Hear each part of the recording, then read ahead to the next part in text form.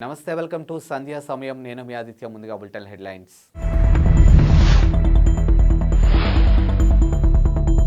షర్మిల కాంగ్రెస్ లో చేరితే 40 మంది ఎమ్మెల్యేలు హస్తం పార్టీ వైపు వెళ్తారు రఘురామకృష్ణరాజు పేషెంట్ నిరాకరిస్తే ఐసీయూలో చేర్చుకోవడానికి వీల్లేదు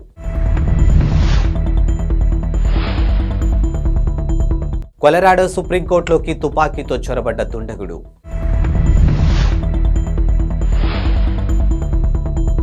వైసీపీ రెబల్ ఎంపీ రఘురామకృష్ణరాజు ఆసక్తికర వ్యాఖ్యలు చేశారు. ఇక వైఎస్ షర్మిల కాంగ్రెస్లో చేరిన తర్వాత సుమారు 40 మంది వైసీపీ ఎమ్మెల్యేలు హస్తం పార్టీ వైపు వెళ్లే అవకాశం ఉందని సంచలన వ్యాఖ్యలు చేశారు. ఇక సరైన అభ్యర్థులు లేరని భావించిన కాంగ్రెస్ పార్టీ వచ్చే ఎన్నికల్లో 7% ఓట్లు సాధించే స్థాయికి చేరబోతుందని ఆయన జోష్యం చెప్పేశారు. ఇక వైసీపీ గెలుపులో కీలక పాత్ర పోషించినటువంటి క్రైస్తవులు ఇక షర్మిల వైపు చూస్తారని విశ్లేషించారు. షర్మిల భర్త అనిల్ రానున్న ఏపీ అసెంబ్లీ ఎన్నికల ప్రచారంలో కీలక పాత్ర పోషించుతున్నారని తెలియజేశారు. ఇక గతంలో ఆయన తన బావ జగన్ గెలుపు కోసం కృషి చేశారని ప్రస్తావించారు. రాష్ట్రంలో పెద్ద సంఖ్యలో ఉన్నటువంటి క్రిస్టియన్లు ముస్లింలు మద్దతుతో కాంగ్రెస్ పార్టీ వచ్చే ఎన్నికల్లో కొన్ని సీట్లు గెలిచినా అతిశయోక్తి లేదని పేర్కొన్నారు. ఈ మేరకు ఆయన మంగళవారం మీడియాతో మాట్లాడారు. కాంగ్రెస్లో చేరాలని షర్మిల నిర్ణయం తీసుకోవడంపై వైసీపీకి ఒక పెద్ద ప్రమాదం లాంటి పరిణామాన్ని వ్యాఖ్యానించారు. ఇక వైకాపాలో టికెట్ దక్కన నేతలంతా ఇప్పుడు కాంగ్రెస్ తరఫున పోటీ చేస్తారని, కాంగ్రెస్ తిరిగి పుంజుకున్న తర్వాత వైసీపీ కనుమరుగవడం ఖాయమని అన్నారు. రానున్న అసెంబ్లీ ఎన్నికల్లో మా పార్టీకి 30 నుంచి 35 స్థానాలు వస్తాయని గతంలో నేను చెప్పాను, కానీ ఇప్పుడు ఆ సంఖ్య 20 లోపే ఉంటుందని ఆయన రఘురామకృష్ణ తెలియజేశారు. వైకాపాకు ఇప్పటి వరకు దన్నుగా ఉన్నటువంటి ముస్లిం క్రిస్టియన్ ఓట్లు కాంగ్రెస్ వైపు మళ్లున్నాయి. సీఎం జగన్ ను భరించే నాయకులు ప్రజల్లో రాష్ట్రంలో ఎవరూ లేదని విమర్శించారు. అన్ని వర్గాల ఆగ్రహ వేషాలు వచ్చే ఎన్నికల్లో వైసీపీని ఓడిస్తాయని అభిప్రాయపడ్డారు. రోగి నిరాకరిస్తే హాస్పిటల్ యాజమాన్యాలు ఐసీయూలో చేర్చుకోవడానికి వీల్లేదని కేంద్రం స్పష్టం చేసింది. ఇక పేషెంట్ బంధువులు అభ్యంతరం తెలిపినా పరిగణలోకి తీసుకోవాల్సిందని తెలిపింది. ఈ మేరకు ఐసీయూలో రోగులు చేర్చుకోవడంపై కేంద్ర ఆరోగ్య శాఖ మంగళవారం కీలక మార్గదర్శకాలు జారీ చేసింది. 24 మంది నిపుణుల బృందం ఈ మార్గదర్శకాలను రూపొందించినట్టు తెలుపుతుంది. అగ్రరాజ్యం అమెరికాలోని కొలరాడోలో సుప్రీంకోర్టులో సోమవారం అర్ధరాత్రి దాటాక కలకలం రేగింది. సాయుధుడైనటువంటి ఓ దుండగుడు సుప్రీంకోర్టు భవనంలోకి చొరబడి కాల్పులకు పాల్పడ్డాడు. అయితే పోలీసులు అతన్ని అదుపులోకి తీసుకోవడంతో అంతా ఊపిరి పీల్చుకున్నారు. ఇక కోర్టు భవనానికి తీవ్రమైన నష్టం కలిగించాలనే ఉద్దేశంతో దుండగుడు చొరబడ్డాడని పోలీసులు వెల్లడించారు. అయితే తుపాకీతో కోర్టు భవనంలోకి చొరబడ్డ వ్యక్తి ఎవరనేది ఇంకా వెల్లడి కాలేదని పేర్కొన్నారు. సోమవారం రాత్రి 1 గంట 15 నిమిషాల సమయంలో డౌన్ టౌన్ డెన్వర్లో ఓ భవనం వద్ద కారు ప్రమాదం జరిగింది. ఈ ఘటనలో కారు డ్రైవర్ మరో వ్యక్తిపై తుపాకీ గురిపెట్టాడని, ఆ తర్వాత కొద్దిసేపటికి అతడే సుప్రీంకోర్టు భవనంలోకి కిటికీ ద్వారా ప్రవేశించి కాల్పులు జరిపారని కొలరాడో పోలీసులు అధికారులు వెల్లడించారు. ఇక దుండగుడు 7వ అంతస్తులోకి ప్రవేశించి కాల్పులు జరిపాడని తెలిపారు. ఇక కాల్పులు జరిపిన వ్యక్తి స్వచ్ఛందంగా లొంగిపోయాడని, ఎవరికి ఎలాంటి గాయాలు కాలేదని ప్రకటనలో వివరించారు. కాగా దుండగుడిని ఒక నిరాయుధుడైనటువంటి సెక్యూరిటీ గార్డు పట్టుకున్నారని ఎమర్జెన్సీ నంబర్ 911కు సమాచారం అందించాడని తెలిపారు. హైదరాబాద్లో ఇవాళ పెట్రోల్ బంకుల వద్ద కిలోమీటర్ల కొద్ది వాహనాలు క్యూలో ఉండడం తెలిసిందే. ఇక దాంతో చాలా బంకుల వద్ద నో స్టాక్ బోర్డులు దర్శనమిచ్చాయి. ఇక పెట్రోల్ డీజిల్ ట్యాంకర్ డ్రైవర్ల సమ్మె నేపథ్యంలో పెట్రోల్ డీజిల్ దొరకవేమోన్న ఆందోళనలో వాహనదారులు పెట్రోల్ బంకుల వద్దకు పోటెత్తారు. ఈ నేపథ్యంలో తెలంగాణ పెట్రోల్ పంపుల అసోసియేషన్ శుభవార్త చెప్పింది. జనవరి 3 నుంచి పెట్రోల్ సరఫరా యథావిధిగా కొనసాగుతుందని, ఎవరూ ఆందోళన చెందాల్సిన అవసరం లేదని తెలంగాణ పెట్రోల్ పంపుల అసోసియేషన్ అధ్యక్షుడు అమరేందర్ రెడ్డి వెల్లడించారు. ఇక పెట్రోల్ ట్యాంకర్లు డ్రైవర్లు ముందస్తు సమాచారం ఇవ్వకుండా సమ్మెకు దిగారని, దాంతో సమస్య ఉత్పన్నమవుతుందని తెలిపారు. ఇక ట్యాంకర్లు డ్రైవర్లతో మాట్లాడి సమస్యను పరిష్కరించామని పేర్కొన్నారు. పెట్రోల్ డీజిల్ కొరత ఏర్పడిందన్న వార్తలు అవాస్తవమని అమరేందర్ రెడ్డి స్పష్టం చేశారు. ఇక ప్రస్తుత పరిస్థితులను ఉపయోగించుకుని కొందరు కృత్రిమంగా పెట్రోల్ కొరతను సృష్టించే ప్రయత్నం చేస్తున్నారని, వారిపై చర్యలు తప్పువని హెచ్చరించారు. అటు కేంద్రం కొత్తగా తీసుకున్నటువంటి చట్టంలో హిట్ అండ్ రన్ క్లాజ్కు వ్యతిరేకంగా దేశంలోని పలు రాష్ట్రాల్లో ట్రక్ డ్రైవర్లు సమ్మెకు దిగారు. ఈ సమ్మెలో పెట్రోల్ డీజిల్ ట్యాంకర్ల డ్రైవర్లు కూడా ఉండడంతో పలు చోట్ల పెట్రోల్కు విపరీతమైన డిమాండ్ ఏర్పడింది. బీజేపీపై తప్పుడు ప్రచారాలు నమ్మవద్దని, విష ప్రచారం చేసేవారి సంగతి పార్టీ చూసుకుంటుందని ఆ పార్టీ జాతీయ ప్రధాన కార్యదర్శి కరీంనగర్ ఎంపీ బండి సంజయ్ అన్నారు. కరీంనగర్లో ఆయన పార్టీ నాయకులతో సమావేశం నిర్వహించారు. ఈ సందర్భంగా మాట్లాడుతూ ఎన్నికల్లో కష్టపడ్డ వారికే స్థానిక సంస్థల ఎన్నికల్లో టిక్కెట్లు ఇస్తామని స్పష్టం చేశారు. ఇక రానున్న పార్లమెంటు ఎన్నికల్లో బీజేపీని అత్యధిక మెజార్టీతో గెలిపించాలని అన్నారు.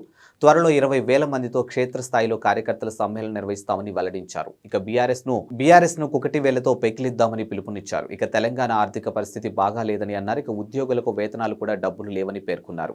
కాంగ్రెస్ పార్టీ ఇచ్చినటువంటి హామీలు ఏ మేరకు నెరవేరుస్తుందనేది దేవుడెరుగు అని పేర్కొన్నారు. ఇక కాంగ్రెస్ ఎన్నికల మేనిఫెస్టో అమలు చేయడం కష్టంగా కనిపిస్తుంది. అందుకే రేవంత్ రెడ్డి ముఖంలో నవ్వు కనిపించడం లేదని పేర్కొన్నారు. ఇక లోక్సభ ఎన్నికల తర్వాత కాంగ్రెస్ ప్రభుత్వం మనుగడ ఇబ్బందికరంగా మారిందని అన్నారు. ఇటీవలే 11 నియోజకవర్గాలకు ఇన్ఛార్జీలు మార్చుతూ తొలి జాబితా విడుదల చేసినటువంటి వైసీపీ అధినాయకత్వం తాజాగా మరికొన్ని అసెంబ్లీ లోక్సభ స్థానాల ఇన్ఛార్జి నియామకాలకు సంబంధించిన రెండో జాబితాను విడుదల చేసింది. నేడు 27 మందితో విడుదలైనటువంటి జాబితా చూస్తే పలువురు ఎంపీలను అసెంబ్లీ నియోజకవర్గాలకు పంపించినట్లు స్పష్టమవుతుంది. కాగా పార్టీ అధ్యక్షుడు వైఎస్ జగన్మోహన్ రెడ్డి ఆదేశాల మేరకు తాజా ఇన్ఛార్జి నియామకాలు చేపట్టినట్టు వైసీపీ కేంద్రం కార్యాలయంలో ఓ ప్రకటన వెల్లడించింది. ఇటీవలే ఇన్ఛార్జీల మార్పు అంశంతో వైసీపీలో అసంతృప్తులు చెలరేగాయి. ఇక తాజా జాబితా నేపథ్యంలో వైసీపీ నేతల స్పందనలు ఎలా ఉంటాయనేది ఆసక్తికరంగానూ మారింది. నేటికి రెండో జాబితా పరిశీలిస్తే మాజీ మంత్రి శంకర్ నారాయణ ఈసారి అనంతపురం ఎంపీ స్థానం ఇన్ఛార్జిగా నియమితులయ్యారు.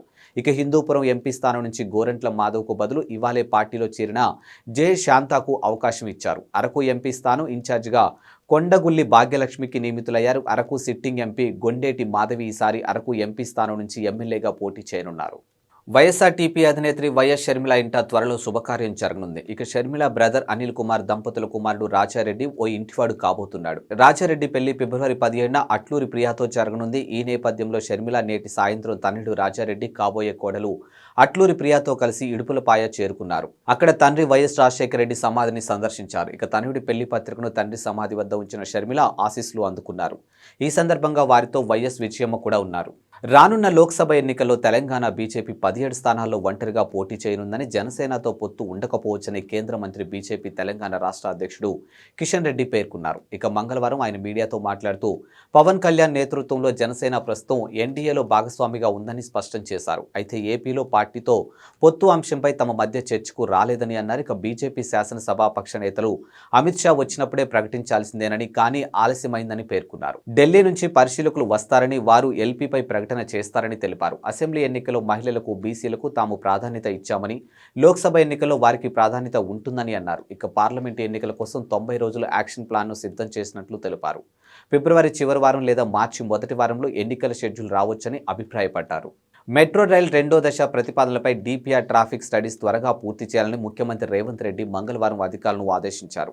హైదరాబాద్ మెట్రో లైన్ పొడిగింపు ప్రస్తుతం పరిస్థితులపై అధికారులతో ముఖ్యమంత్రి మధ్యాహ్నం సమీక్ష నిర్వహించిన విషయం తెలిసిందే. ఈ సందర్భంగా మెట్రో రైలు కొత్త మార్గాలకు డీపీఆర్ఎస్ సిద్ధం చేయాలని అధికారులను ఆదేశించారు. ఇక రాయదుర్గం విమానాశ్రయం మెట్రో ప్రతిపాదనను పెండింగ్లో పెట్టాలని సూచించారు. ఇక ప్రస్తుతం ఉన్న మార్గాలు, కొత్త ప్రణాళికల గురించి అధికారులను అడిగి తెలుసుకున్నారు. ఇక వీటిలో LB Nagar, Hayath Nagar, Miyapur, Patancheru, Rayadurgam, financial district, MGBS airport మార్గాల్లో ప్రతిపాదనలు సిద్ధం చేయాలని అన్నారు. ఇక పాత బస్తీలో మెట్రో రైల్ అంశంపై అక్కడి ప్రజాప్రతినిధులు చర్చించాలని అధికారులకు సూచించారు. మతపరమైన, చారిత్రక కట్టడాలపై ప్రభావం పడకుండా రోడ్డు విస్తరణ కార్యక్రమాలు చేపట్టాలని అన్నారు. సంక్రాంతి పండుగ సందర్భంగా దక్షిణ మధ్య రైల్వే శుభవార్త చెప్పింది. ఇక రద్దీని దృష్టిలో పెట్టుకుని 32 ప్రత్యేక రైళ్లను నడిపినట్లు తెలిపింది. ఇక జనవరి 7వ తేదీ నుంచి జనవరి 27వ తేదీ వరకు వివిధ తేదీల్లో వివిధ ప్రాంతాల నుంచి రైళ్ల రాకపోకలు ఉండనున్నాయి. ఇక first AC, second AC, third ఏసీతో పాటు స్లీపర్, జనరల్ బోగీలు ఉంటాయని దక్షిణ మధ్య రైల్వే ప్రకటించింది. ప్రత్యేక రైళ్లు ఇవి Secunderabad, Brahmapur, Vikarabad, Visakhapatnam, Kurnool, Srikakulam, Vikarabad, Secunderabad, Tirupati, Secunderabad to Kakinada town, Secunderabad to Narsapur మార్గాల్లో రైళ్లు నడవనున్నాయి. ఇవి ఇవాల్టి బులెటిన్ అప్డేట్స్. మరో బులెటిన్తో మళ్ళీ కలుద్దాం. అంతవరకు సెలవు, నమస్కారం.